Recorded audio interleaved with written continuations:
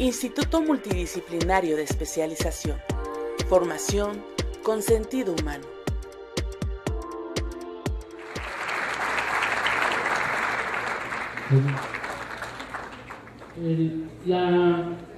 Creo que un acierto de la estructura de este evento es el tiempo suficiente que tenemos para platicar y compartir con ustedes estas reflexiones. Quiero en general hablar de algunos elementos y premisas generales de la teoría sociocultural. Supongo que todos ustedes, ya sea por otros eventos o por su trabajo en sus instituciones, pues han leído la visión vygotsquiana, que supongo que no es necesario tocar todo y analizar todo, pero voy a rescatar algunas premisas generales.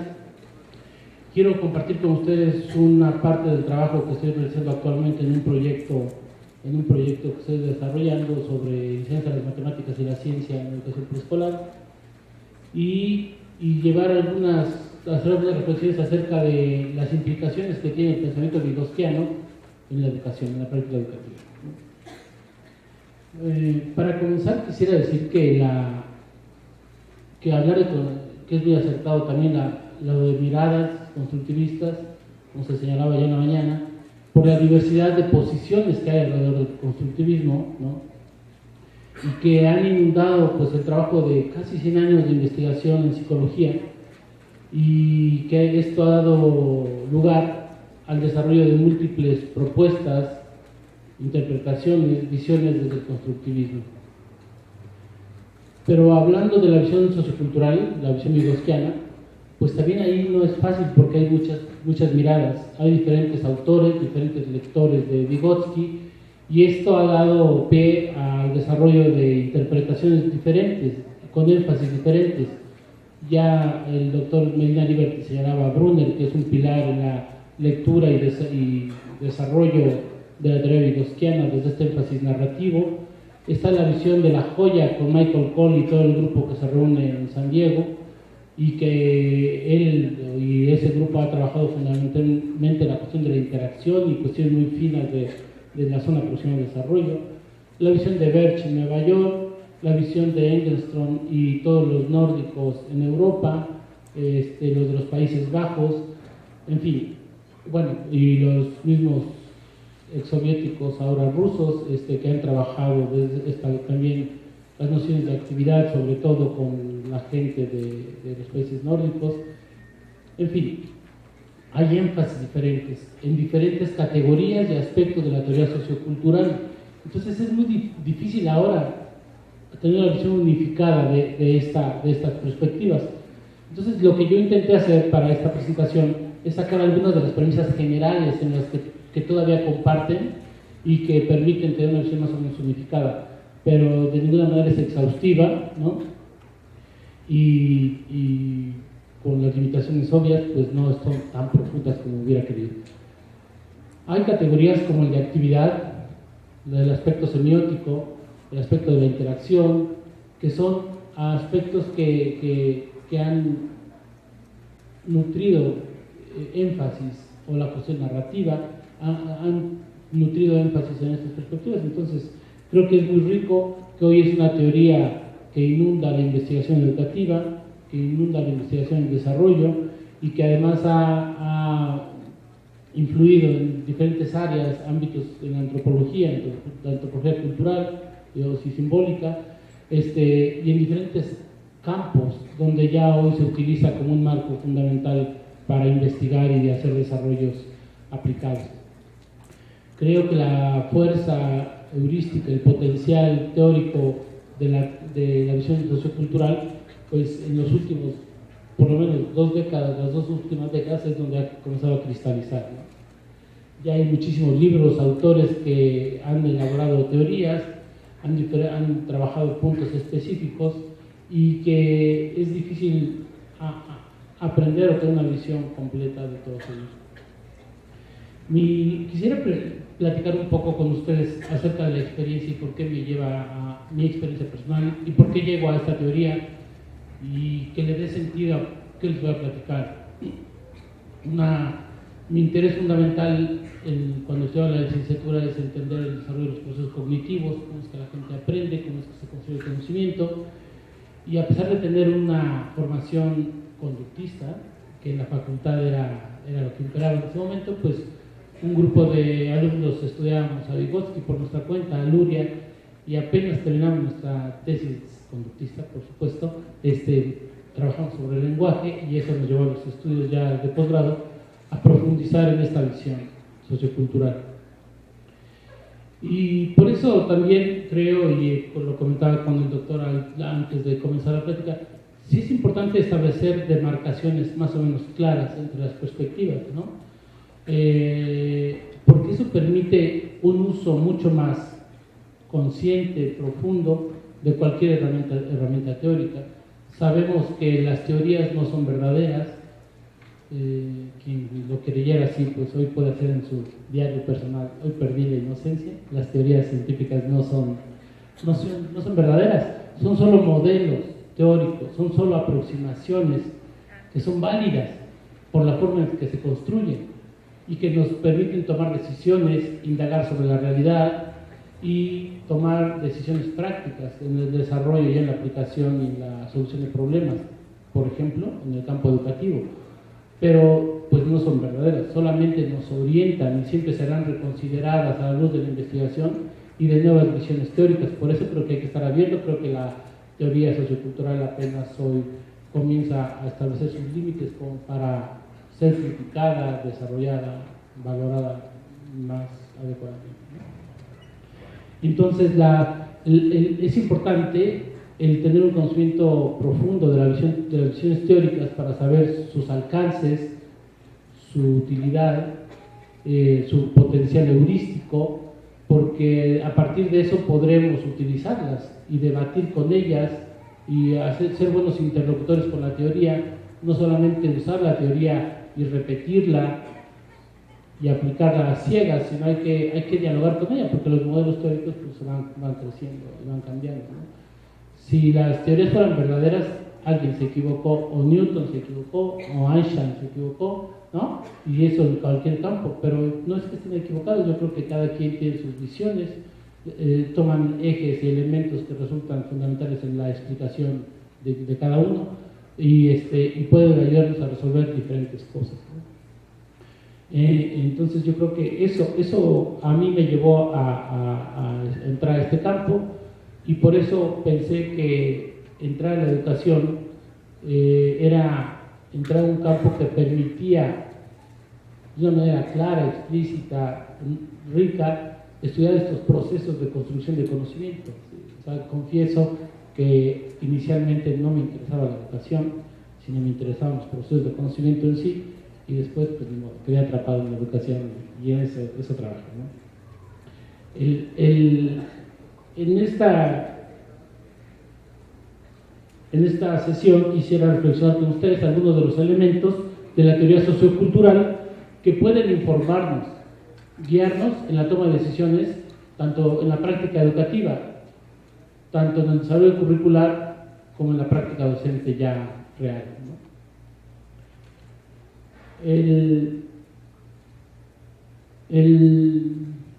Tengo un interés particular en las matemáticas y, como ustedes sabrán, pues muchos autores vygotsquianos han tomado las matemáticas como un ámbito de investigación, de desarrollo teórico, de investigación para el desarrollo de la teoría, ¿sí? No necesariamente, no solo para desarrollar explicaciones matemáticas o el aprendizaje de las matemáticas, sino para retar a la teoría vygotsquiana. Entonces eso de alguna manera lo comparto yo y tomé como eje, como campo de trabajo, el aprendizaje de las matemáticas en diferentes niveles, a nivel de posgrado, de licenciatura, en educación básica, y ahora lo estoy haciendo en preescolar. Y estoy haciendo esto en preescolar porque se abrió una coyuntura conocida, que es que se instauró un nuevo programa obligatorio de carácter nacional en el nivel preescolar, y quedó una brecha, quedó un vacío entre la propuesta curricular y las formas de trabajo de los maestros, cómo operar el programa, aunque está acompañado el programa de preescolar con una serie de herramientas para que los maestros aprendan a usar este currículum nuevo, pues sí hay un espacio que es difícil, ¿no? Ustedes saben que la práctica educativa es resistente, que es difícil de pronto estar abierto y cambiar nuestras prácticas y decir, ok, ahora el programa plantea tales propósitos, tales objetivos, parte de una visión teórica diferente, y lo que me interesa de este nuevo programa es que el programa preescolar está basado fundamentalmente en la visión sociocultural.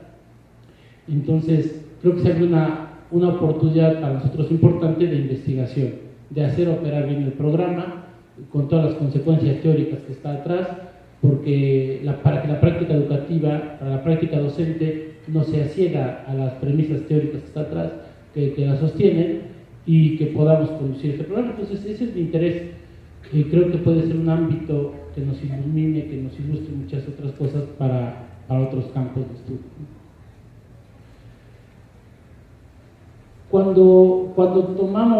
Cuando analizamos la práctica educativa y pensamos que la visión sociocultural nos puede ayudar, pues en general es importante caracterizar la educación tradicional, esta educación a la que estuvimos expuestos y que a veces formamos parte todavía, ¿no? Esta visión básica que asume, por un lado, que el sujeto, que las personas que están separados de sus condición histórica y social, como si hubiera un individuo universal que es igual y que tiene las mismas características y mecanismos compartidos por todos, y que ese es el mecanismo que naturalmente se desarrolla y que adquiere conocimiento y que participa, crece, ¿no? Por otro lado, que tiene capacidades básicas y generales, universales y naturales, y que de alguna manera la cultura es un anexo a esas capacidades. Esta visión en general tiene consecuencias en la práctica educativa, ¿no? Es una práctica educativa que muchos investigadores señalan, no quiere decir que todas las aulas se comporten así, pero que en general se ha encontrado esto, pues que el profesor controla la actividad, él es el que decide cómo, estructura la situación, sabe las metas y conduce toda la actividad. Que pasa información, porque supone que la enseñanza es pasar información, que el alumno tiene una actitud pasiva y receptiva y que casi vía fax capta los conocimientos y los hace suyo, que el alumno va a ser un reproductor de ese contenido, que se persiguen respuestas correctas, como lo señalaba la doctora Margarita antes que yo, que se buscan las respuestas correctas, como si ese fuera el fin, ¿no? Uno ve que los alumnos del 2 más 2 repiten 4 y están pasados, ¿no? Que repiten definiciones, que repiten algoritmos. Yo creo que todos estudiamos con el Baldor álgebra en secundaria, ¿no? Y sus 1000 problemas que están al final como un anexo. Yo creo que todos vimos eso, y repetir esos algoritmos nos calificó como aprendieron, ¿no? Y por otro lado, que se presenta el conocimiento, eso que ya está y que conforma el corazón del currículum, se presenta de manera descontextualizada, ¿no? Se presenta el producto final de la historia de la humanidad. Se dice, aquí están las teorías científicas, aquí está el lenguaje, aquí están las matemáticas, y ahora repítelas, ¿no? Sé que soy esquemático y un poco maniqueo, pero en general creo que nos enfrentamos a esas situaciones todavía en muchísimas escuelas, y creo que el resultado de esto podrían ser, solo para ilustrarlo, los datos que obtuvo México en PISA, en este proyecto de evaluación internacional que ha participado. Estos datos son de la evaluación pasada, del 2003, ya están disponibles hoy los del 2006, ¿no? Pero la imagen es muy parecida. Yo creo que todos ustedes las conocen. Esta evaluación internacional, que se llama PISA por sus siglas en inglés, se evalúan niños de 15 años, niños que todavía están inscritos en algún nivel escolar. Los mexicanos que participaron en este año de evaluación eran casi 30,000. más del 70% ya estaban en el primero de bachillerato y la otra parte en secundaria, pero el criterio de comparación eran niños de 15 años.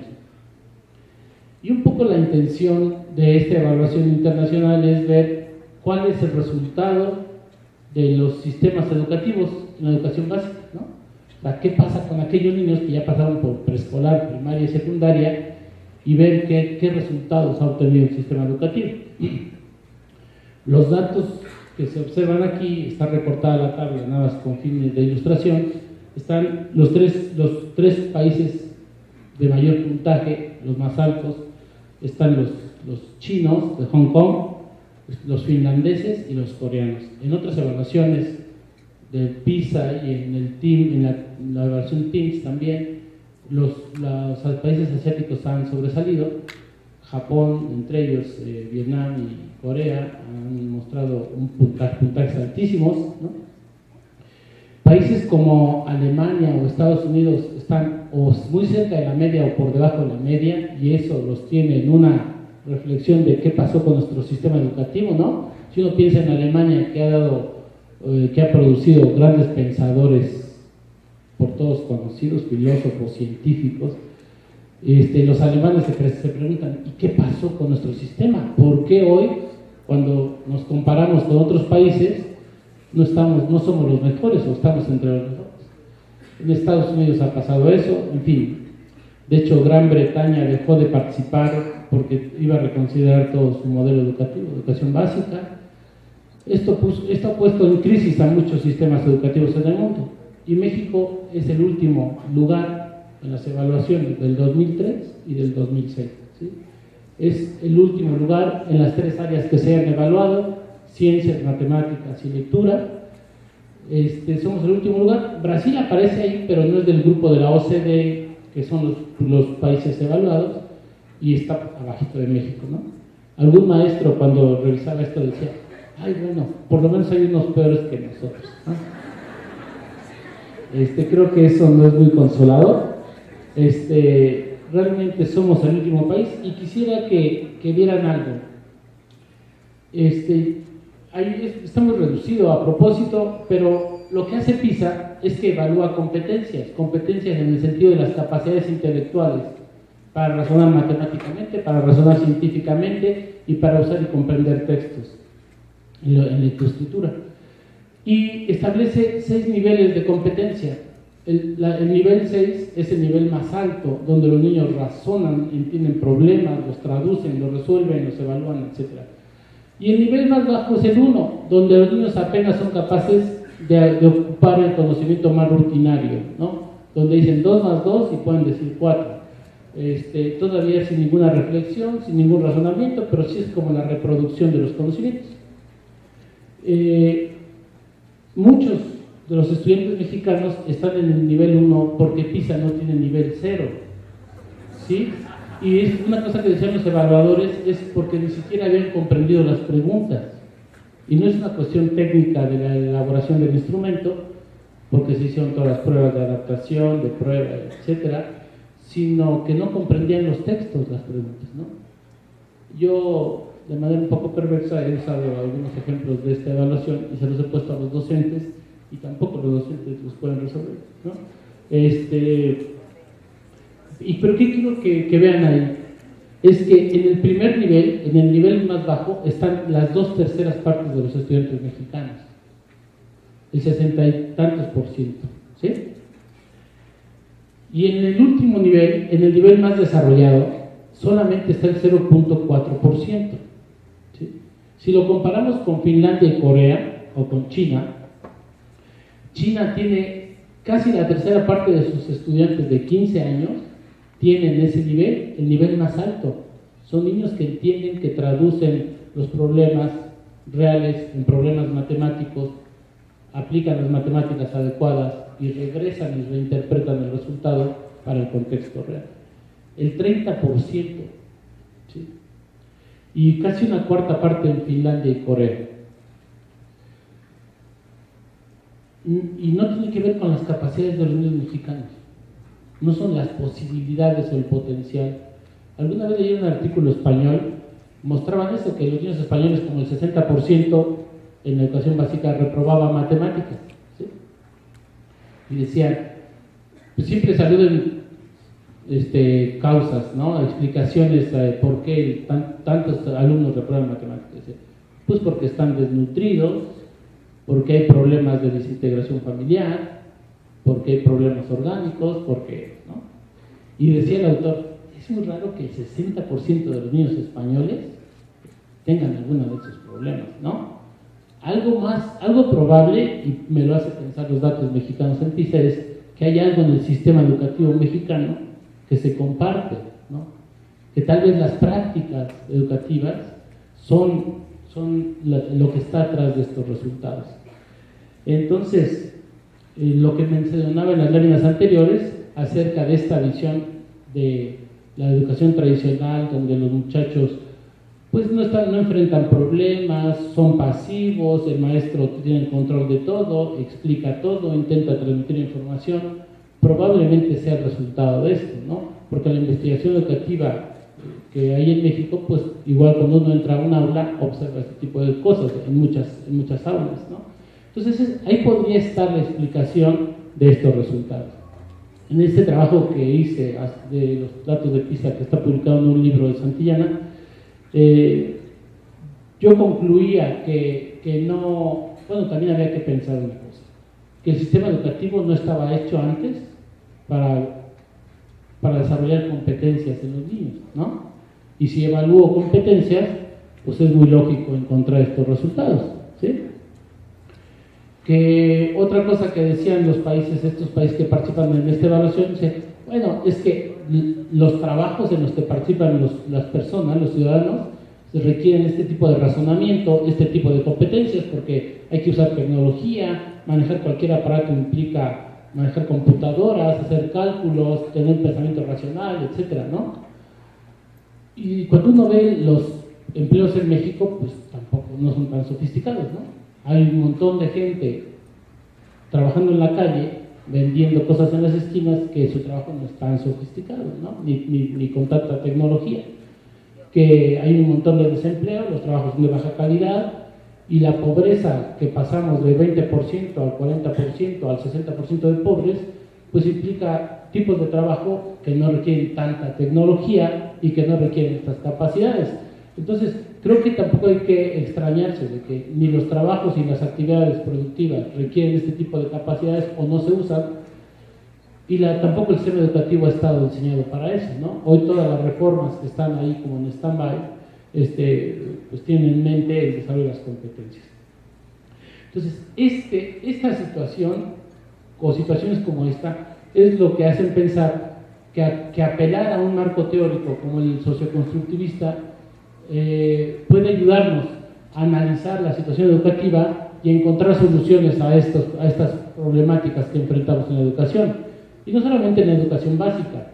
Sí sabemos que, por ejemplo, cuando llegan a evaluar a los niños de secundaria, pues ya el 40% ya desertó, ¿no? O sea, estos son los que están en la escuela. Entonces, hay muchos que no sabemos cómo se comportan, no necesariamente tendrán que ser mejores que los evaluados, si ya salieron ahí en este nivel de la escuela. Pero también ustedes saben que en el bachillerato y en la licenciatura, pues encontramos este tipo de problemas, ¿no? Entonces, a los estudiantes nos cuesta trabajo de pronto pensar, razonar, usar la información para analizar cosas, etc. O sea, creo que no es algo que solamente caracteriza la educación básica.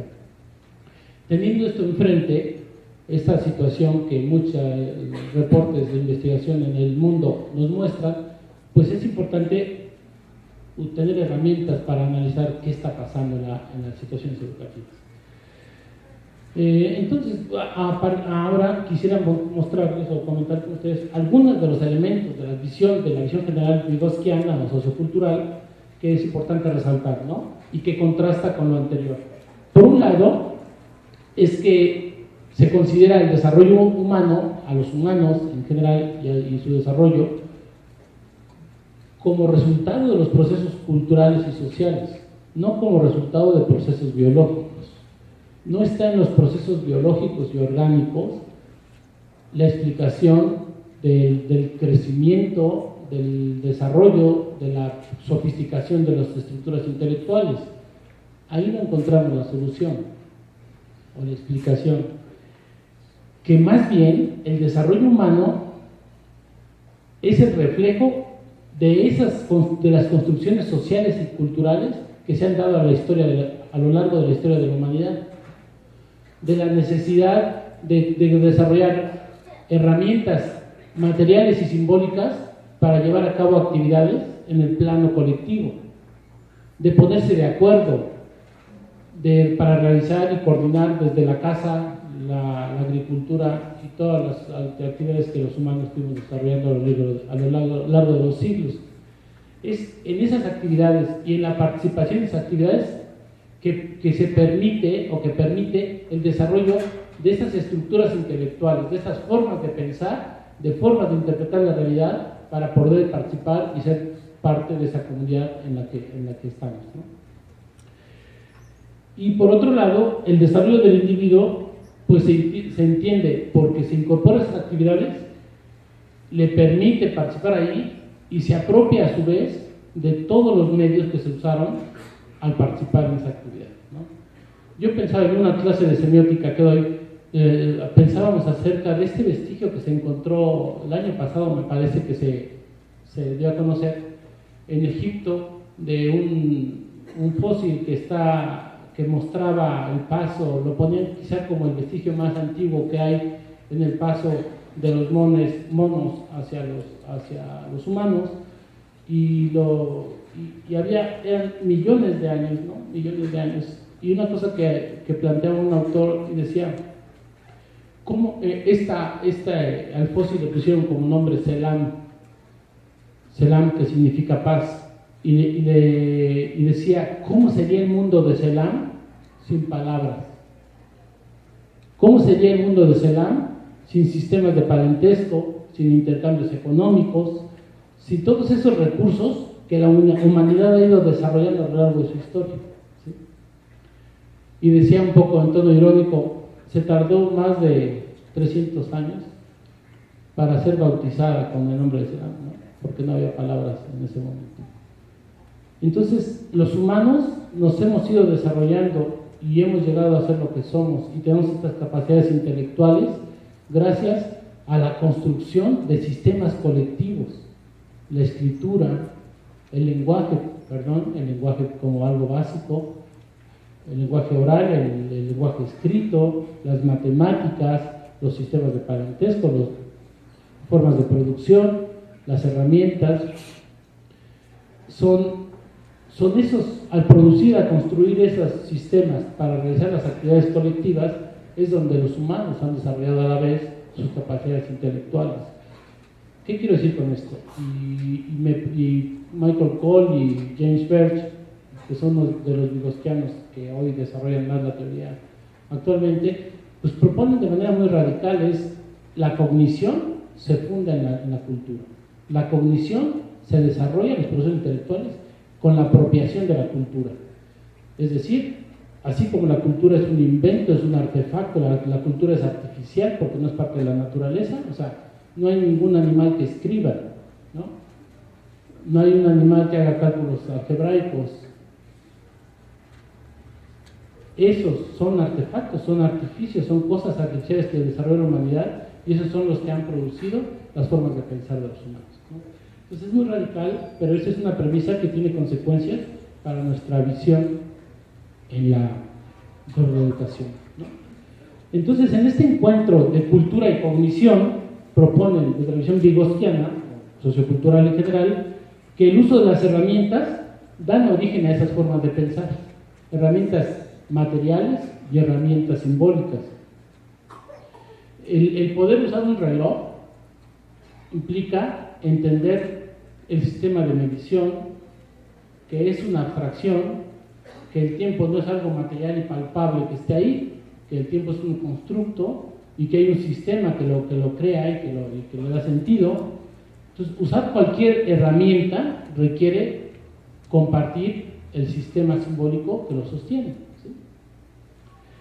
Por eso se afirma esto, que el usar las herramientas culturales da origen a los procesos intelectuales. Y que en esa interacción colectiva o en esa participación en actividades colectivas o sociales que requieren el uso de herramientas, es ahí donde el sujeto aprende las formas de pensar, las formas de interactuar, las formas de sentir y que se apropia de los mismos medios que sirven para relacionarse entre cada uno de nosotros, ¿no? Y ese aprendizaje y ese uso y apropiación de herramientas culturales, dicen los socioculturales, son los que dan origen al desarrollo intelectual, al desarrollo de las capacidades intelectuales, ¿sí? Dentro de algunas herramientas culturales importantes que han afectado la forma de pensar de nosotros, pues está el que aprendemos la escritura, el que aprendemos matemáticas y sistemas de medición, formas de intercambio, usar las monedas, los billetes y todos los sistemas de intercambio comercial, los sistemas de parentesco, digo, es fundamental el tema de parentesco y lo requería la humanidad para sobrevivir, ¿no? Porque había que saber a quién no comerse, por lo menos, ¿no? Decían, no, pues, estos son parte del clan, son parte de la familia, entonces no hay que comerse a ese, ¿no? Y después con quién asegurar la sobrevivencia y con quién poder entrar en la reproducción y se establecen los límites hasta dónde y con quién uno puede procrear. Está todos los sistemas de explicación científica como herramientas culturales para darle sentido y actuar sobre la realidad, y todas las aplicaciones tecnológicas que han sido resultado de la actividad humana, ¿no? Los elementos socioculturales que quiero resaltar y que creo que pueden iluminar la práctica educativa son la noción de actividad social. Los psicólogos culturales dicen, es en esas actividades socialmente significativas, esas que crea la sociedad, las actividades productivas, recreativas, donde se usan los sistemas simbólicos, los sistemas culturales, y hay que tomar en cuenta que la actividad es fundamental, la noción de actividad social es fundamental para explicar lo que queremos explicar. La interacción que se da dentro de esas actividades sociales, o sea, ser parte de una familia, participar en la agricultura, etcétera, es lo que nos permite aprender y usar sistemas culturales. Por ejemplo, hay un estudio entre los mayas que se ha observado, los niños a los 4 años acompañan a su padre a cultivar la tierra a los 4 años y se hacen cargo de un surco, le ayudan a todo, pero el papá lo responsabiliza de un surco. Y entonces ahí aprende todas las técnicas que hay que hacer con la tierra, de cómo hay que sembrar, cómo hay que regarla, hay que limpiar, etcétera, cómo hay que cultivar, hay que cosechar, etcétera. Y a los 12 años ya se hace cargo de una parcela, a los 16 se casan, ¿no? Es en esa participación, en esa actividad productiva, donde él entiende un montón de cosas, entiende los momentos del clima, las estaciones del año, cuándo es propicio sembrar, cuándo es propicio cosechar, etcétera. Pero lo hacen desde los 4 años. Ese niño a los 12 años pues ya sabe todo de la agricultura, de esa agricultura que se hace ahí en su lugar, ¿no? Las interacciones que se dan en esas actividades son fundamentales y ahí muchos autores han trabajado, es a través de la interacción con nosotros. No necesariamente o no solamente, y quizás es lo más fuerte, es la interacción con las personas. Pero esa interacción, a veces algunos autores, sobre todo de corte cognitivo, han tomado la noción de interacción y la desnudan de la situación social en donde sucede. No es la interacción social solita, no es la interacción solo con el ambiente y con las cosas, sino es la interacción con los otros, ¿sí? Y es la interacción en esas actividades productivas, sociales, donde se pueden dar un tipo de relación particular que es concebida por Vygotsky como zona proximal de desarrollo, donde alguien participa en un trabajo, una tarea, que no puede hacer solo, pero que con la ayuda del otro la puede hacer. Eso es lo que dice Michael Ford, que es la prolepsis, o sea, adelanta el desarrollo.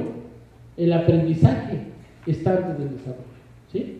El desarrollo es resultado de participar en este tipo de interacción, donde con alguien que sabe hacer las cosas, me conduce, me apoya, me sostiene, me guía, me modela, me corrige y eventualmente termino comprendiendo la actividad y me hago cargo de ella.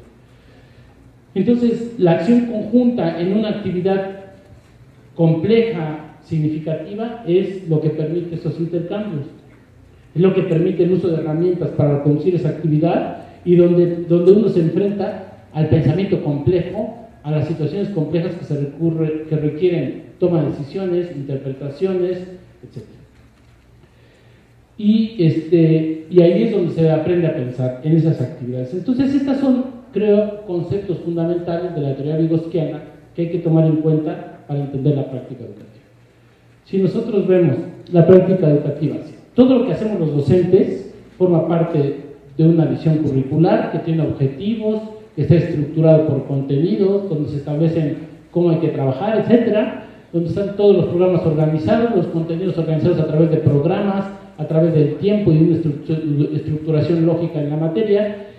Y dentro de todo ese contexto está el corazón de la acción educativa, y es la actividad de aprendizaje, donde el maestro y el alumno se encuentran, y es ahí donde se cristaliza el éxito o el fracaso de la acción educativa, ¿no?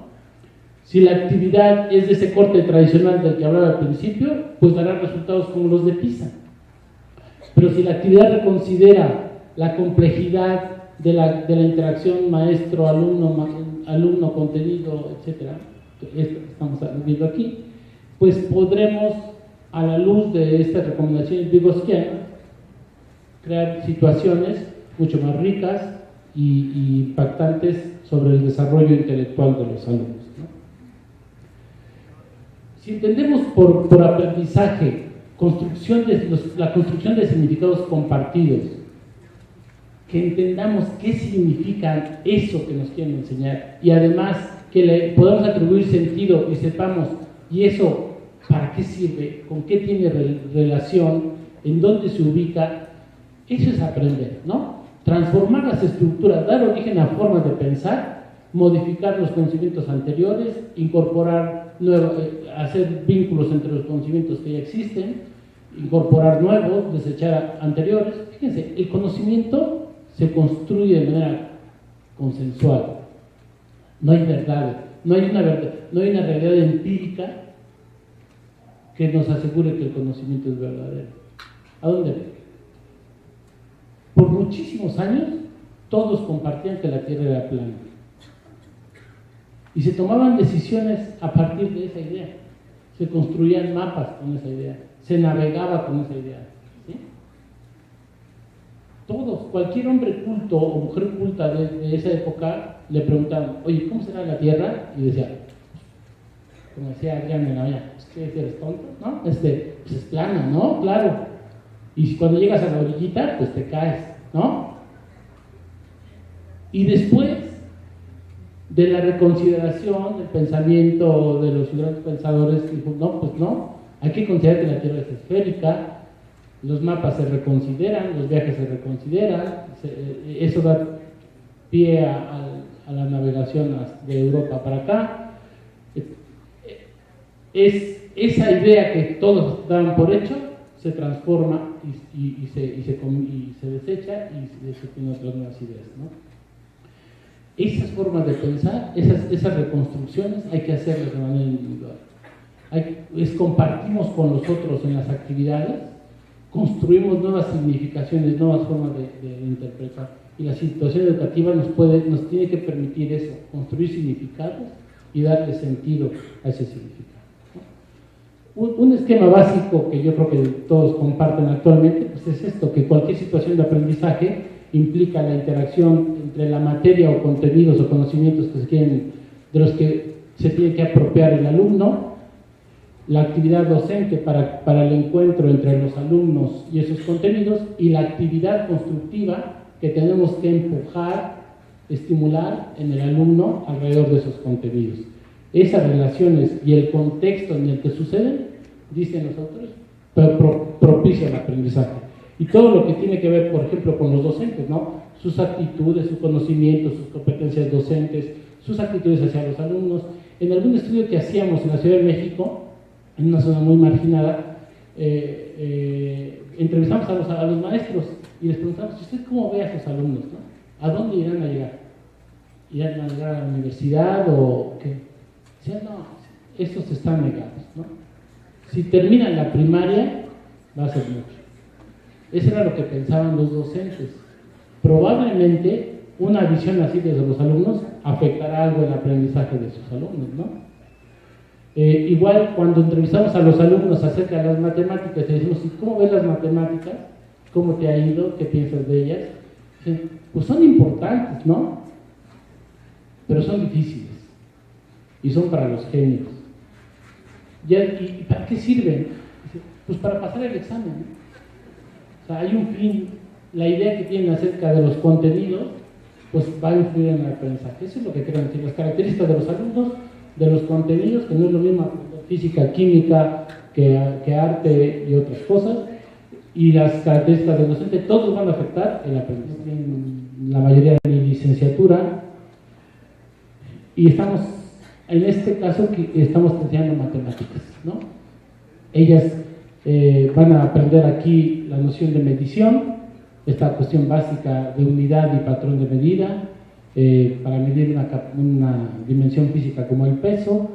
Dejamos al mercado sin básculas, nos las prestaron, entonces tenemos todas las básculas digitales, romanas y estas de balanza, y van a vender tortillas, están haciendo paquetes de tortillas para venderlas en el mercado. Entonces,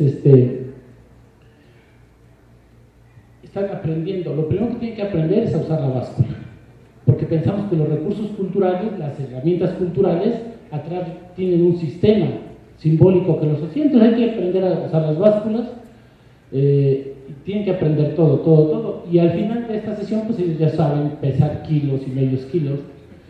La maestra más adelante les va a mostrar entonces a cuánto vamos a dar las tortillas, y les presentan monedas de veras, de pesos, y de 2 y de 5 pesos. Y entonces, ¿cuánto cuesta el kilo? ¿Cuánto vamos a ganar? ¿Cuánto hay que cobrar? Etc.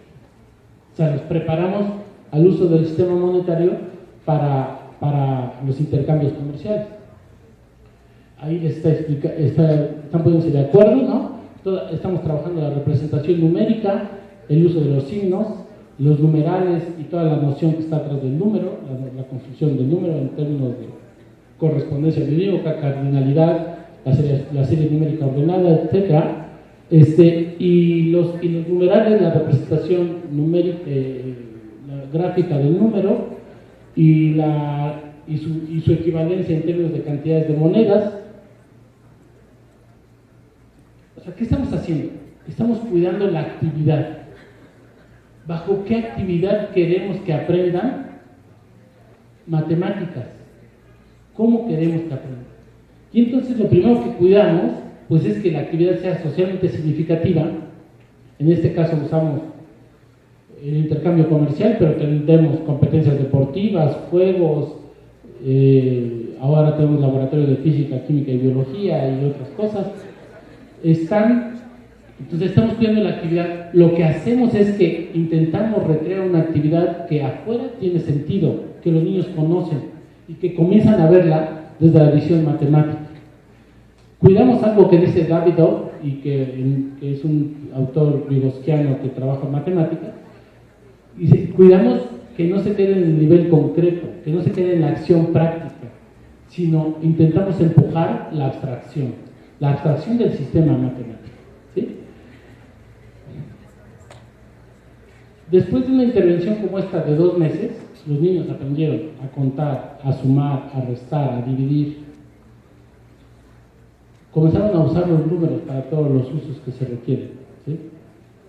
Estamos trabajando con números naturales, ¿no? Enteros positivos, así como la humanidad empezó con los enteros positivos. Y estos niños, nuestra prueba, pues tenemos niños de comparación y vemos que las diferencias es impresionante. Estamos trabajando sobre la noción de competencias, queremos que razonen numéricamente, que transformen un problema práctico en un problema matemático, que usen las matemáticas y que lo regresen, ¿no? La investigación en matemáticas ha mostrado, por ejemplo, los trabajos de Teresinha en Brasil y en Inglaterra, pues que los niños que ven en la calle hacen cálculos rapidísimos, ¿no? lo hacen mucho más rápido que la escuela, es decir, la calle está siendo más eficiente que la escuela en ese sentido.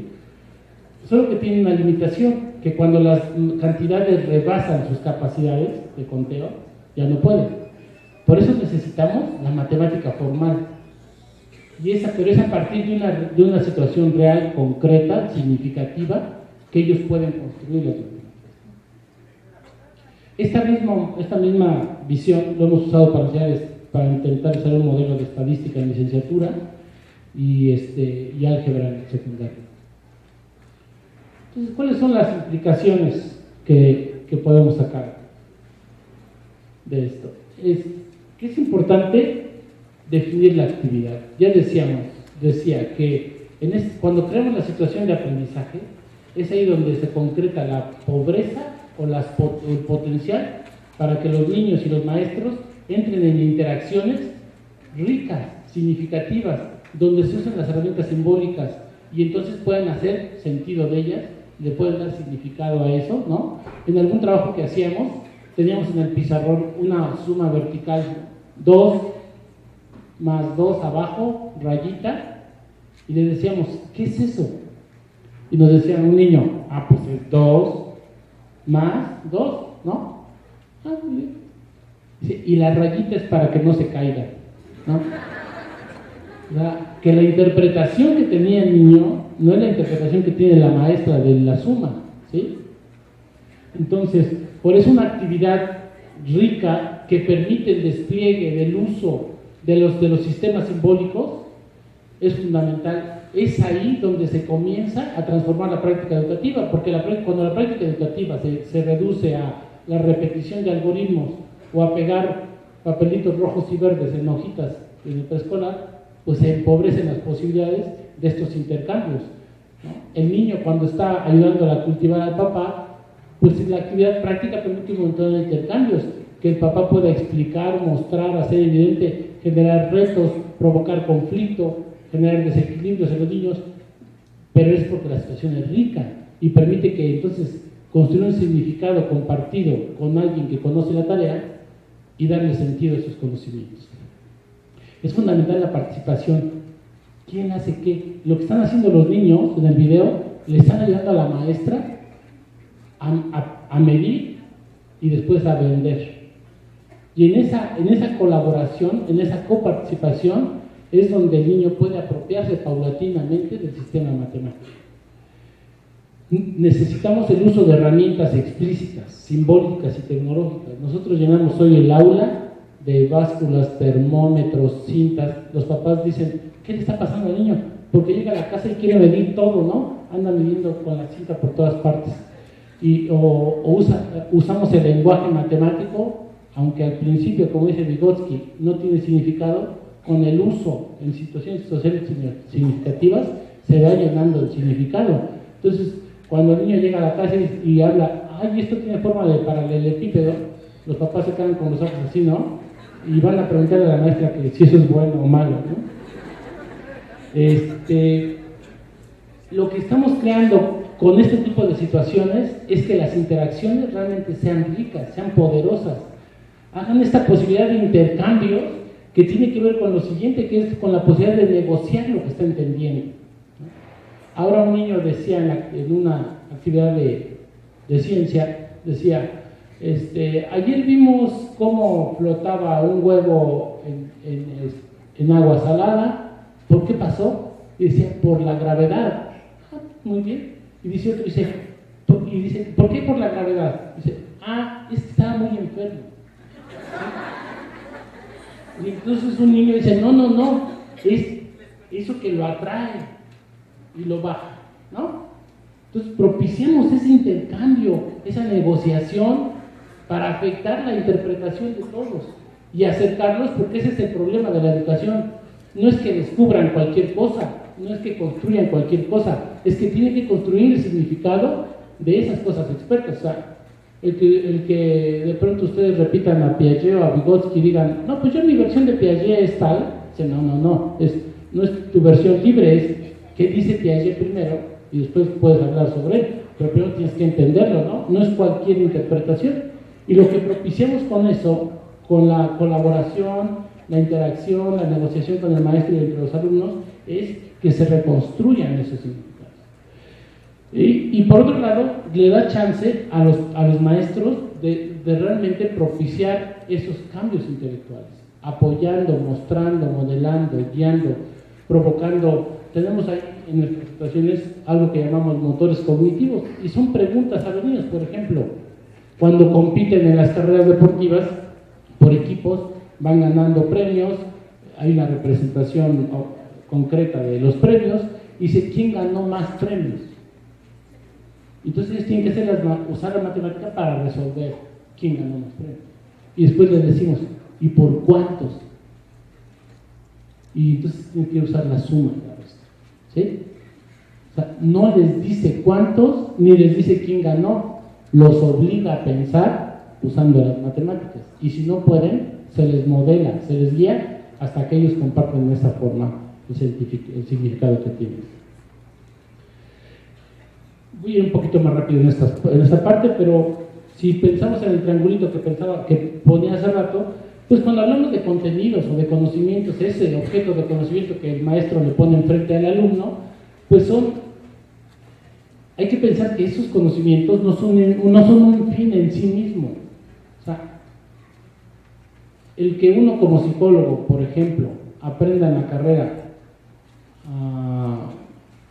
a cómo se construyen instrumentos de medición, no es un fin en sí mismo.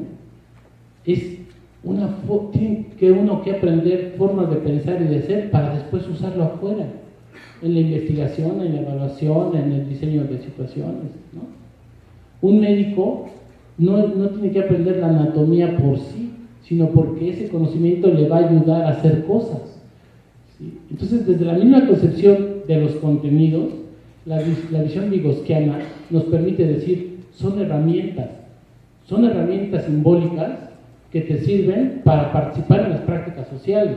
No son un fin en sí mismo. Por eso los alumnos, cuando les preguntamos de matemáticas, pues piensan que las matemáticas solo sirven para la escuela y no tienen relación con lo que sucede afuera, ¿no? Los conocimientos entonces constituyen esas herramientas, ¿sí? Y además su apropiación debería de ser para transformar las formas de pensar, no para acumular información, sino para alterar sus formas de razonamiento. Por eso la noción de competencia, aunque eso puede ser polémico, pero la noción de competencia en el sentido de capacidades intelectuales, hoy es el objetivo de aprendizaje de la escuela. Son las capacidades intelectuales y no el cúmulo de información. O sea, no queremos mentes enciclopédicas, que no está mal saber cosas, sino saber pensar sobre eso, ¿no? Y que finalmente esos conocimientos les permitirán integrarse a las actividades sociales.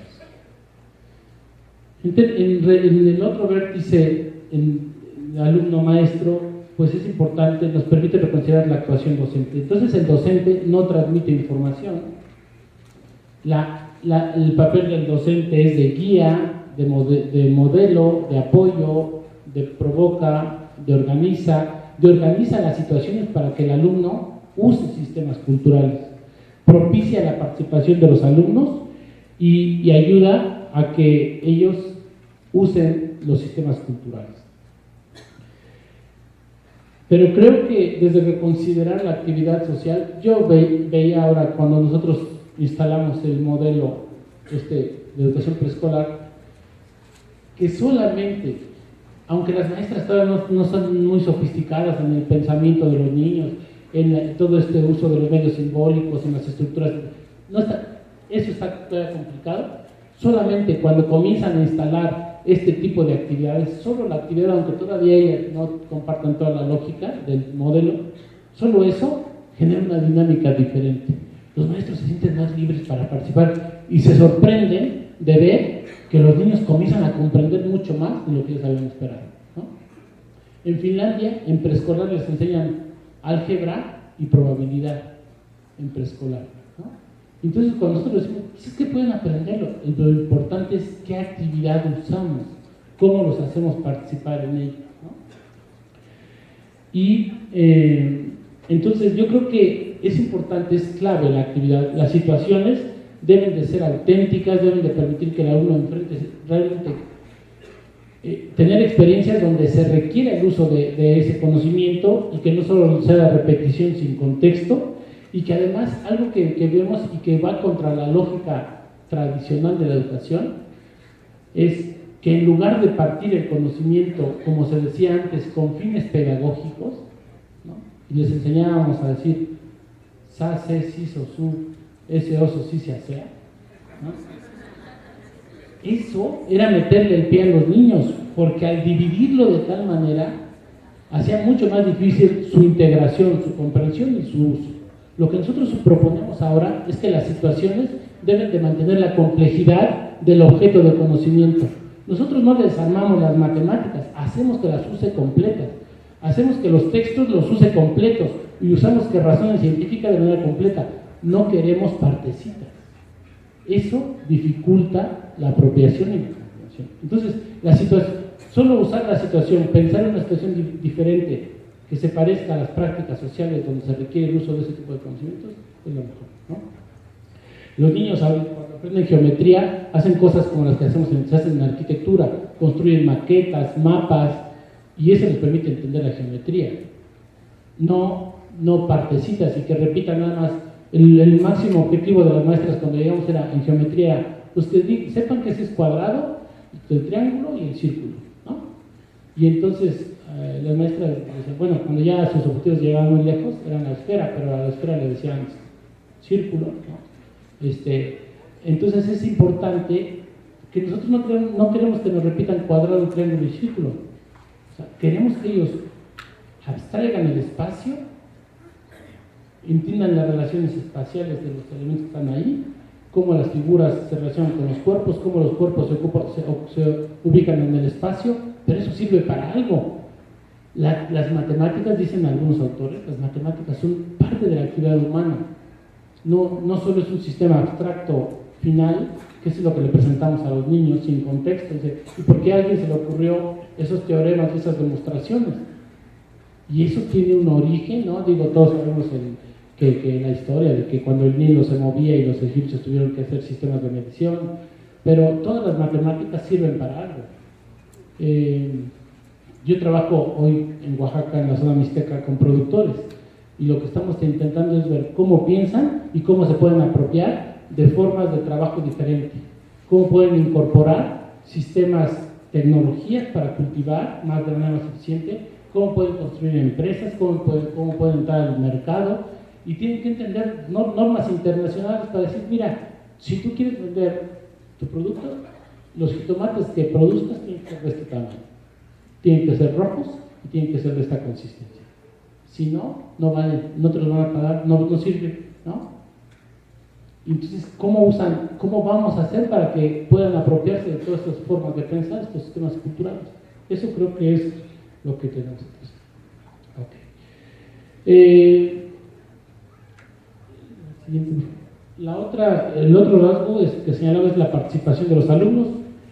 La forma en que participan los alumnos, pues no es sentados escuchando de manera pasiva, sino participan en la actividad, pero como la actividad ya vimos la naturaleza que es, la complejidad que es, la participación del alumno no es hacer demostraciones del valor 1000 veces sentados en su silla, ¿no? Sino tienen que hacer cosas con ello. Y por eso se plantea que en todos los niveles educativos hay que transformarlos. Ahora, le comentaba el doctor que estando en la Universidad de Puebla, platicando con los maestros de la Facultad de Ciencias, veíamos eso. ¿Cómo enseñar matemáticas en la Facultad de Ciencias? Los alumnos tendrán que usar datos de finanzas, elementos de riesgo, investigaciones reales en matemáticas para que aprendan a razonar matemáticamente, ¿no? Por eso la participación es fundamental y el uso del lenguaje es muy importante, ¿no?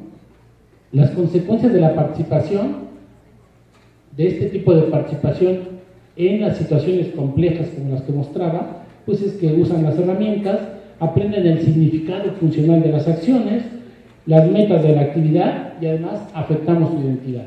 Una cosa que nos sucedía ahí en un ejemplo en ciencia con los niños es que les dijimos, esto va a ser el laboratorio.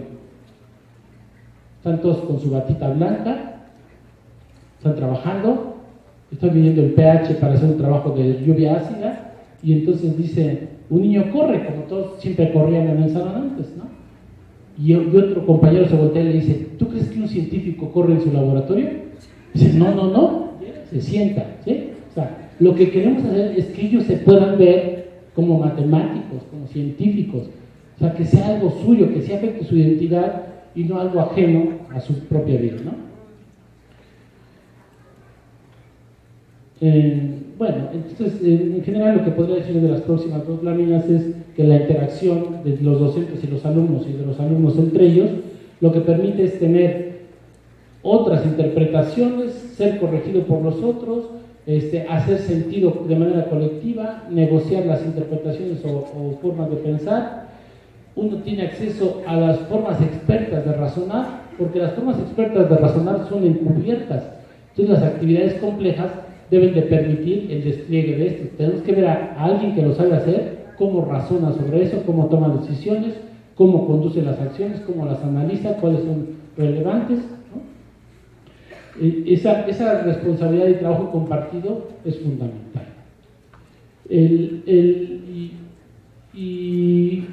Y permite, pues sobre todo esto, compartir y negociar. Hay un concepto clave en lo vygotsiano que ha sido muy trabajado y que es la internalización. Ahí es donde le apuesta. Fíjense. Y por eso sí la visión vygotsiana difiere de otras sustantivamente, porque estamos pensando que el conocimiento está afuera, es un producto cultural, social. Las matemáticas no las inventa el niño, las matemáticas las inventó la sociedad, le preexisten, y entonces lo que él hace es que se apropia de esos sistemas, los internaliza, los hace suyos, y al internalizarlos permite pensar cosas que no se podrían pensar si no se tuviera ese sistema, ¿no? Este estudio clásico del que siempre se habla, de que se preguntaba a gente que no asistió a la escuela, decía, ¿de qué color son los osos en las zonas frías? Porque en todas las zonas frías, en todas las zonas frías los osos son blancos. Groenlandia está en el polo norte, ¿de qué color son los osos en Groenlandia? Y la gente decía, yo nunca he ido a Groenlandia, ¿sí? Ok. Para que la gente pueda pensar cosas que no puede pensar, tiene que apropiarse de los sistemas culturales. Para que pensemos sobre el tiempo, hay que apropiarse de las matemáticas. Para que nosotros podamos pensar, imagínense, y eso siempre se les pregunta a mis alumnos, comienzo con eso, digo, ¿cómo es el universo? ¿Cómo se lo imaginan ustedes? ¿Es así? ¿Es así? ¿Es así? Hay algunos que dicen que... ¿Cómo creen que es? O sea, para poder imaginarnos el universo, para poder pensar sobre el universo, hay que tener un sistema teórico para pensarlo, ¿no? Una teoría científica. Apropiarnos de la teoría científica nos permite pensar cosas que no pensarían, ¿sí? Ok. Y por último, pues el último, es el siguiente, por favor. Ya. Que los procesos de enseñanza y aprendizaje son complejos y sus soluciones pues son de esa magnitud o más, ¿no? Cuando algún docente dice, no, cuando echamos todo este rollo y el docente dice, no, es que es muy sencillo. Y ya cuando nos dice es muy sencillo, pienso que su visión sobre el proceso educativo es muy pobre, es muy pequeña. O sea, las soluciones ante situaciones a esta problemática compleja requieren soluciones complejas. El papel del docente es fundamental para diseñar toda la situación y cómo conducir a los alumnos. Y sobre todo hay que reconsiderar los objetivos. ¿Qué tenemos como docentes como objetivos? ¿Qué queremos conseguir en los alumnos? Y yo comparto una idea de Donald Schoen acerca de los docentes tenemos que ser reflexivos, analizar nuestra práctica y saber qué está funcionando, analizar qué está funcionando, qué no está funcionando y cómo podemos hacer mucho más rica esta situación. Muchas gracias.